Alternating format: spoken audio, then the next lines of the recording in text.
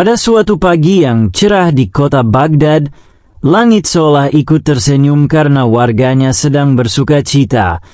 Hari itu adalah peringatan 10 tahun pemerintahan Sultan Jalaluddin yang terkenal keras tapi adil.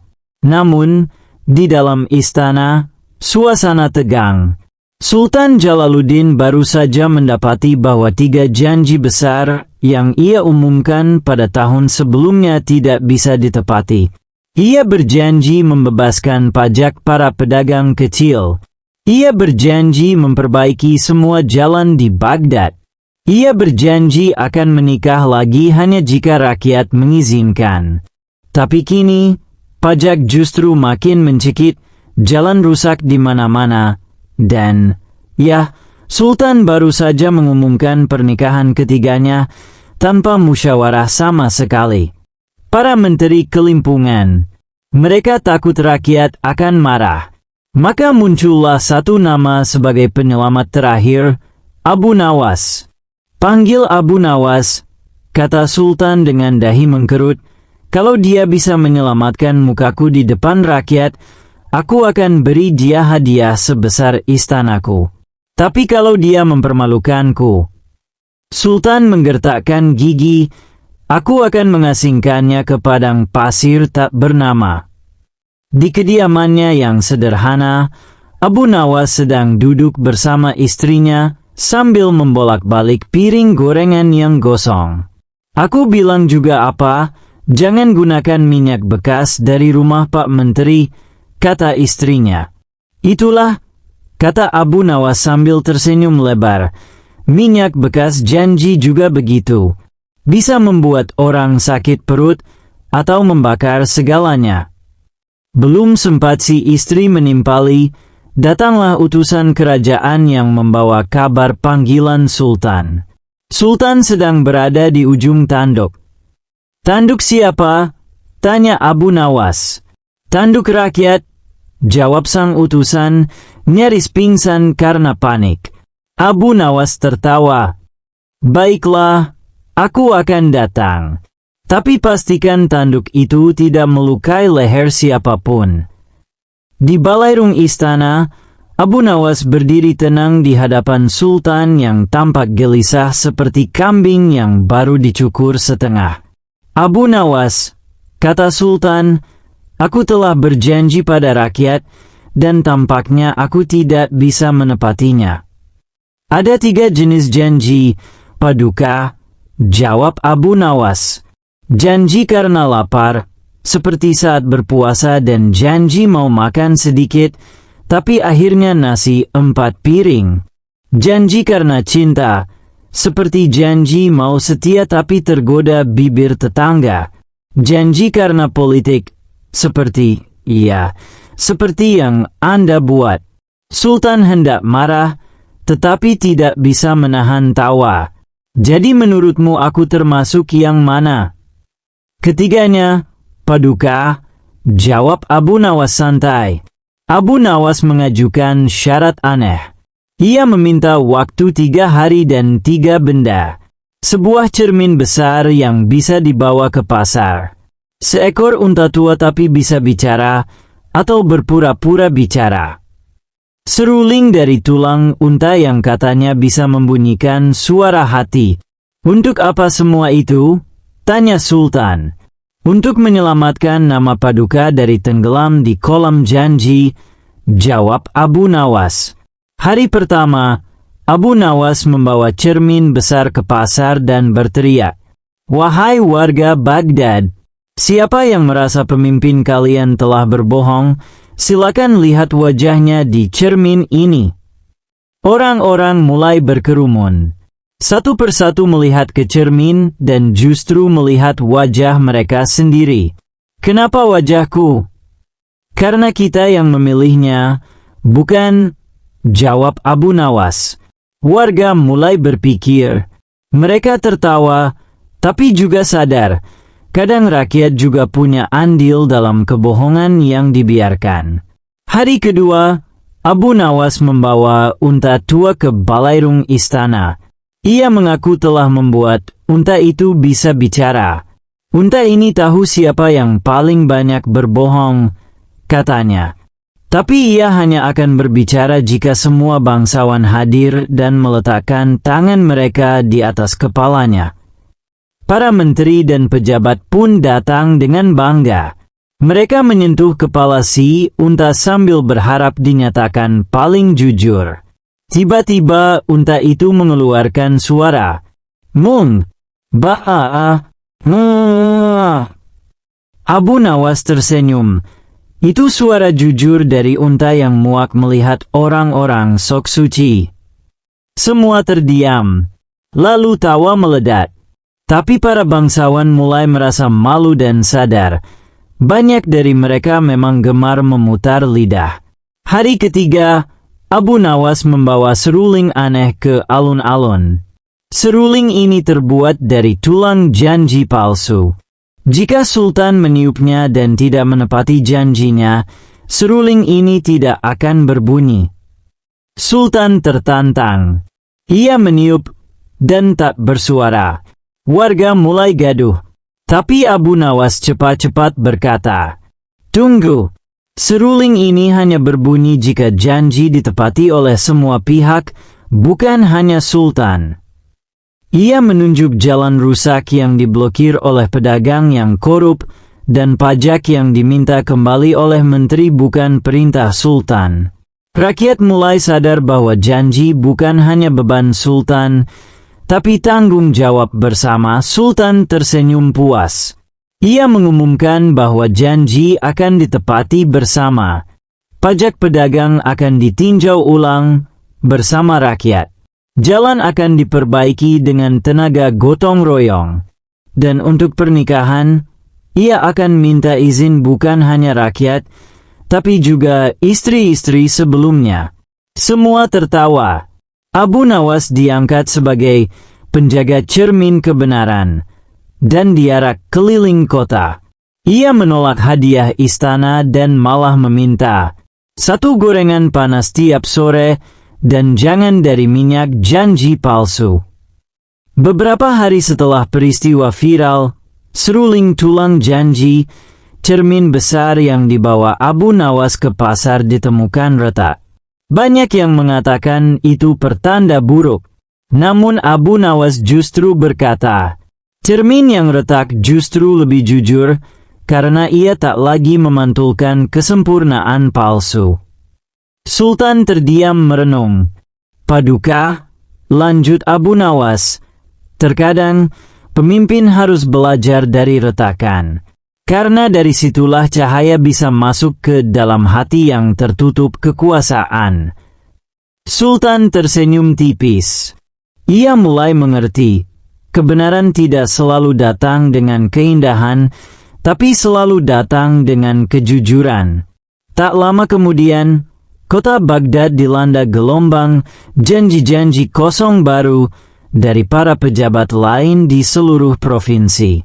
Seorang gubernur janji membangun taman rakyat, tapi malah bikin kolam ikan untuk memelihara lele impor. Seorang wali kota janji membangun perpustakaan, tapi malah membuat bioskop pribadi untuk dirinya sendiri. Sultan meminta Abu Nawas bertindak kembali. Tapi kali ini, Abu Nawas berkata, "Saatnya bukan aku yang turun, Paduka, tapi rakyat sendiri yang harus bisa membedakan antara suara emas dan suara emas palsu." Ia mengumpulkan rakyat dan membagikan panji janji kosong, sebuah panji dengan lubang di dasarnya. "Taruhlah harapanmu di dalam panji ini," kata Abu Nawas. "Jika airnya habis saat dibawa ke rumah, maka itu bukan salah panji, tapi karena lubangnya tak pernah ditambal oleh yang kalian percaya."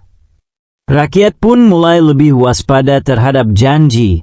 Suatu malam, setelah berbulan-bulan membawa perubahan dengan cara yang jenaka dan bijaksana, Abu Nawas menghilang. Di rumahnya, hanya ditemukan secarik kertas bertuliskan, "Jika suatu hari kalian merindukan kebenaran yang dibungkus tawa, carilah aku di antara cerita-cerita yang tidak pernah bohong, dongeng rakyat." Sultan terkejut. Ia memerintahkan pencarian besar-besaran.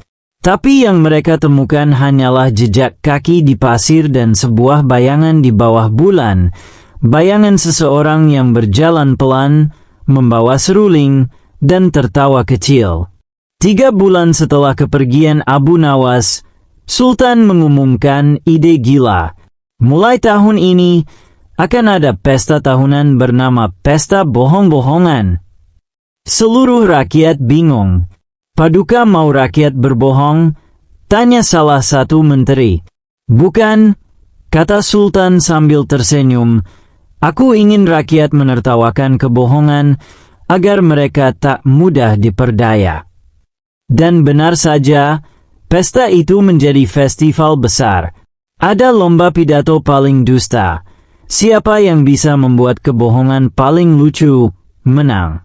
Ada pertunjukan wayang satir yang menceritakan kisah para raja yang terlalu mencintai cermin.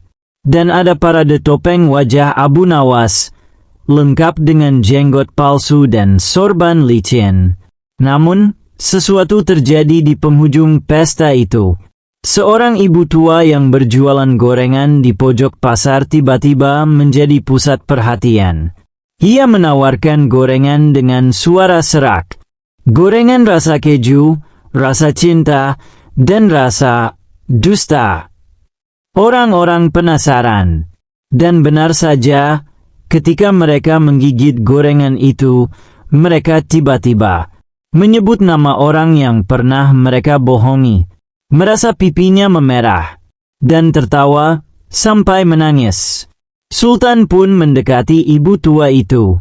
Siapa kamu sebenarnya? Ibu itu hanya tersenyum dan berkata, aku hanya menjual rasa yang dulu pernah kau tabur. Saat Sultan menunduk untuk mengambil gorengan, ibu itu sudah lenyap. Tapi di atas meja tersisa satu gulungan kain bertuliskan, wahai paduka dan rakyatku. Jika kalian bisa tertawa saat menyadari kesalahan, maka kalian satu langkah lebih bijak daripada raja yang hanya ingin dipuji. Jangan takut berkata benar meskipun sendirian. Jangan pula cepat menuding, sebab cermin tak pernah memilih wajah yang dipantulkannya. Aku mungkin telah pergi, tapi selama kalian masih bisa menertawakan kebodohan tanpa menjadi bodoh, aku akan selalu hidup di antara tawa kalian. Abu Nawas. Beberapa tahun kemudian, Baghdad menjadi kota yang terkenal dengan rakyat yang paling jujur dan paling lucu. Raja dari negeri lain datang bertanya, apa rahasia kalian bisa adil dan damai seperti ini? Sultan hanya menjawab, kami pernah ditipu oleh janji, tapi kami juga diselamatkan oleh seorang tukang bohong yang paling jujur. Dan tepat pada ulang tahun ke-10 hilangnya Abu Nawas, terjadi hal aneh di menara pengawas istana. Penjaga melihat seekor unta berdiri di ujung menara. Di punggungnya, ada seruling tua yang menggantung, dan sebuah gulungan kecil. Isinya, sudahkah kalian tepati janji-janji kalian hari ini? Kalau belum, jangan salahkan cermin kalau retaknya makin banyak. Yang suka gorengan, dan juga kebenaran. Beberapa tahun setelah kepergian Abu Nawas dan kejadian misterius si unta di menara, para penjaga istana menemukan sesuatu yang tersembunyi di dalam seruling tulang janji. Setelah dibuka oleh pandai logam kerajaan, ternyata di dalam rongga seruling itu ada gulungan kertas halus, nyaris tak terlihat. Isinya adalah untuk para pemimpin masa depan. Jika engkau menemukan surat ini, berarti kau sudah mendengar tentangku. Tapi jangan percaya semua kisah tentang Abu Nawas, karena kebenaran sejatinya tak hanya berada di cerita, tapi di niat di balik setiap perbuatan. Jika engkau seorang sultan, bertanyalah kepada rakyatmu, bukan hanya penasihatmu. Jika engkau seorang rakyat, Jangan buta oleh pujian dan jangan tuli oleh kritik. Dan jika engkau seorang badut seperti aku, jangan pernah berhenti membuat orang tertawa. Tapi pastikan tawamu menyadarkan, bukan sekadar menghibur. Sultan membacakan isi surat itu di depan rakyat. Tangis dan tawa menyatu. Dan hari itu, mereka menetapkan bahwa seruling Abu Nawas akan dibunyikan setiap kali ada pemimpin baru dilantik sebagai pengingat. Kepemimpinan tanpa kejujuran hanya akan menjadi panggung sandiwara yang tidak lucu. Beberapa abad kemudian, kisah Abu Nawas sampai ke dunia modern. Seorang YouTuber muda asal Baghdad membuat film pendek berjudul Papan Penanda, Janji, Unta, dan Seruling Abu Nawas. Video itu viral internasional, diterjemahkan ke 17 bahasa, dan ditonton lebih dari 100 juta kali. Mengapa bisa viral? Karena di tengah dunia yang penuh janji kosong, kisah seorang penipu yang jujur justru terasa seperti penyegar hati. Orang-orang mulai bertanya, apa kita butuh Abu Nawas di zaman sekarang? Dan jawabannya muncul dari salah satu komentar paling disukai di video itu. Kita tidak butuh Abu Nawas. Kita butuh keberanian untuk menertawakan kebohongan kita sendiri seperti dia. Kini, nama Abu Nawas hidup di mana-mana. Di sekolah, ada pelajaran khusus humor bijak Abu Nawas. Di panggung sandiwara, anak-anak memerankan kisah, unta bicara dan cermin retak. Di masjid, para khatib menyelipkan kisahnya sebagai pengingat. Jujurlah, sebelum Abu Nawas datang membawakanmu cermin. Dan di hati rakyat, Abu Nawas bukan hanya pahlawan tawa, tapi simbol bahwa kebenaran, jika disampaikan dengan jenaka, akan tinggal lebih lama, bayangkan 100 tahun dari sekarang. Di kota futuristik Baghdad, seorang anak kecil berdiri di depan layar hologram dan bertanya, "Siapa itu Abu Nawas?" Dan layar menjawab, ia adalah lelaki yang bisa membuat sultan ketakutan, rakyat tertawa, dan dunia berpikir. Ia bukan penyihir, ia bukan ulama, ia bukan raja, tapi ia membuat semua raja merasa harus bercermin. Namanya adalah Abu Nawas. Lalu layar itu berubah, menampilkan sosok berjanggut pendek, bersorban miring, dengan senyum jenaka dan mata yang licik tapi penuh cahaya. Dan anak kecil itu tertawa, seperti jutaan orang lainnya yang pernah mendengar kisah Abu Nawas. Beberapa dekade setelah lenyapnya Abu Nawas, Baghdad tumbuh menjadi kota cerdas. Segala hal kini dikendalikan teknologi, robot pembersih, kendaraan melayang, bahkan sistem pemilu yang dilakukan lewat sentuhan jari di layar kaca. Namun ada satu masalah, rakyat tak lagi tertawa. Semuanya terlalu serius. Semua janji pemimpin kini dilaporkan dalam bentuk statistik digital, tapi hati rakyat tetap merasa dibohongi. Di tengah zaman serba canggih itu, seorang penemu muda bernama Musa sedang bekerja di ruang bawah tanah perpustakaan kota. Ia mencoba mengaktifkan kembali seruling Abu Nawas, artefak kuno yang selama puluhan tahun dianggap hanya legenda. Jika benda ini benar-benar bisa menunjukkan siapa yang jujur dan siapa yang tidak, maka aku ingin mencobanya ke sistem pemimpin digital. Dengan tangan gemetar, Musa meniup seruling itu, dan yang terjadi, seluruh layar di kota berkedip. Robot-robot berhenti. Pengeras suara umum memutar tawa yang khas, suara Abu Nawas dalam waktu 15 menit, sistem kota lumpuh. Tapi tidak rusak, justru semua pesan-pesan digital kini dipenuhi puisi, teka-teki, dan sindiran halus. Contohnya, Di ATM muncul tulisan, "Ambil uangmu, tapi ingat, uang janji lebih cepat habis daripada uang nyata." Di lift muncul suara, "Naiklah, tapi jangan seperti ambisi, tinggi tapi tanpa arah." Di layar pemilihan umum digital, pilihlah yang bisa tertawa saat dikritik, bukan hanya saat difoto. Rakyat panik, lalu tertawa, dan mereka mulai merenung.